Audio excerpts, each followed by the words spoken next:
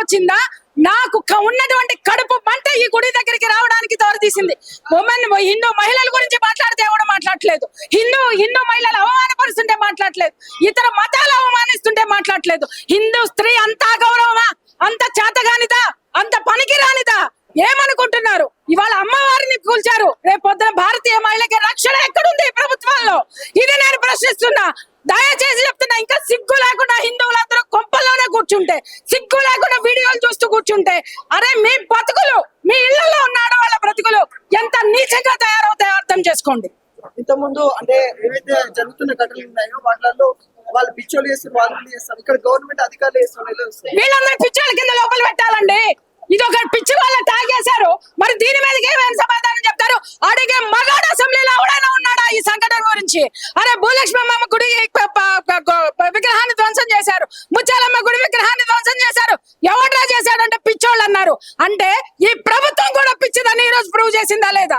అరే ఒక మహిళలు వచ్చి అరే లోపలికి పంపించండి సార్, మహిళలం మేము వెళ్తాం, అమ్మవారిని చూస్తాం, ఎందుకంటే అమ్మవారి నెత్తి మీద కూలిపోయిందండి. ఎంత ఆవేదన ఉంటుంది. రోజు పూజ చేసుకునేటటువంటి అమ్మవారు గత్త భారాలతో దుంపితే ఎంత ఆవేదన. రోజు పసుపు కుంకుమ కాపాడాలని ఇదిగో నా మెల్ల ఉన్న మంగళసూత్రం కూడా లాగి అవతల మారేశారు, అక్కడ పోయింది. అలాంటి అమ్మవారిని చూడాలనేటటువంటి దీంతో అక్కడి నుంచి వస్తే హైలైట్ అవడం కోసం మాట్లాడుతున్నావు నువ్వు అని ఏజీపీ మాట్లాడుతున్నాడు. అంటే ఇవాళ ఒక హిందూ స్త్రీకి ఇచ్చినటువంటి గౌరవం ఇదే ఏ మతంలోనే ఉన్నటువంటి మహిళ రోడ్డు మీదకి వస్తే మాట్లాడే దమ్మాయి పోలీసులకుందా? మాట్లాడే దమ్మాయి ప్రభుత్వాలకుందా? అరే ఇంకా సిగ్గు లేకుండా హిందువులంతా లోపల కూర్చుంటున్నారా? సిగ్గు లేకుండా మనం అందరినీ మహిళలందరినీ చేతగాని వాళ్ళ కింద తయారు చేసి ఈ దరిద్రులకి, దౌర్భాగ్యులకి, దగులుబాజీలందరికీ కూడా మన మానవత్వాన్ని, మన ఆహాన్ని తాకట్టు పెడదామా అనే అస్తిత్వాన్ని, మన స్త్రీల అస్తిత్వాన్ని తాకట్టు పెడదామని ప్రశ్నిస్తున్నాను. ఏమి గతి పట్టిందండి? బోనాల్లో అమ్మవారికి బలారం బళ్ళు గట్టి తీసుకొచ్చేటటువంటి అమ్మవారిని ఆటోల్లో తీసుకెళ్లినటువంటి అతి దీనమైన హీనమైన స్థితిని మన హిందువులమే ఈ గతి అమ్మవారికి పట్టించాం. సిగ్గుపడాలి మనం హిందువులు అని చెప్పుకోవడానికి, నిజంగా సిగ్గుపడాలి.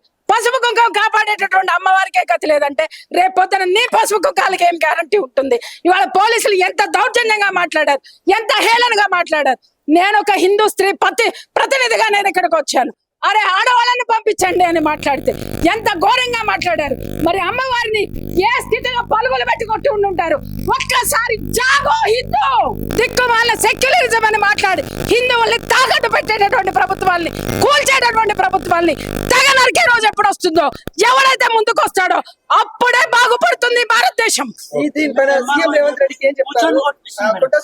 ఓటుతో సమాధానం చెప్తాం.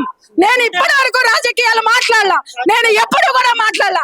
ఇప్పుడు కంకణం కట్టుకుంటా, ప్రతి ఒక్క హిందువుని జాగృతం చేస్తా, ప్రతి ఒక్క హిందూ స్త్రీని జాగృతం చేస్తా.